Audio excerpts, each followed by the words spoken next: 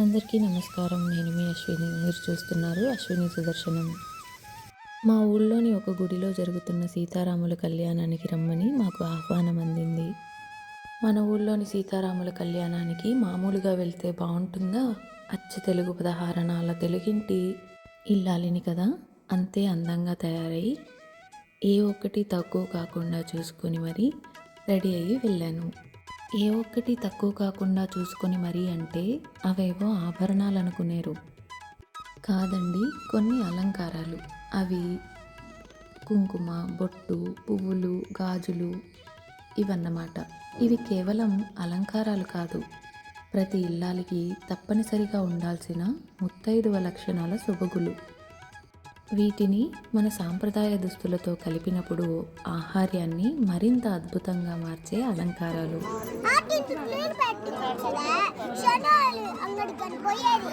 ఇప్పుడు చూసారా ఈ చిట్టి బుడత మాట్లాడిన మాటలు?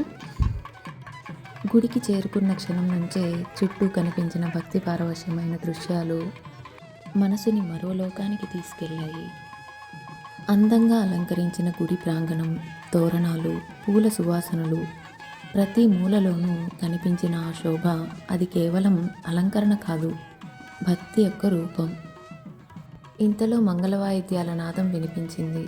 ఆ పవిత్ర శబ్దాల మధ్య అమ్మవారిని, స్వామివారిని కళ్యాణ వేదికపైకి తీసుకువస్తూ ఉండగా భక్తులందరూ కూడా కళ్యాణానికి కావలసిన సరంజామాతో ఆనందంతో భక్తితో ముందుకు సాగుతూ స్వామివారి వెంట నడిచారు. స్వామివారి అలంకరణ, అమ్మవారి అందం చూస్తుంటే ఒక తనివి తీరని మనసుని నింపిన ఆనందం. ఒకవైపు మంగళ వాయిద్యాల శబ్దాలు, మరోవైపు పిల్లల బోసి నవ్వులు, చిన్న చిన్న ఆటలు, ఆ అమాయకత్వం.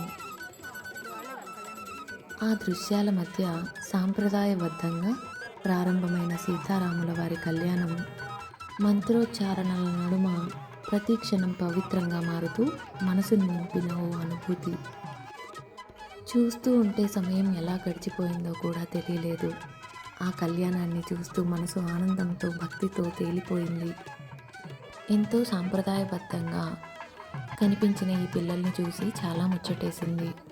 ఆ సీతారాముల కళ్యాణాన్ని చూసి చాలా ఆనందించి తరించాము. మరో మంచి వీడియోతో మళ్ళీ కలుద్దాం. అంతవరకు సెలవు. నమస్కారం.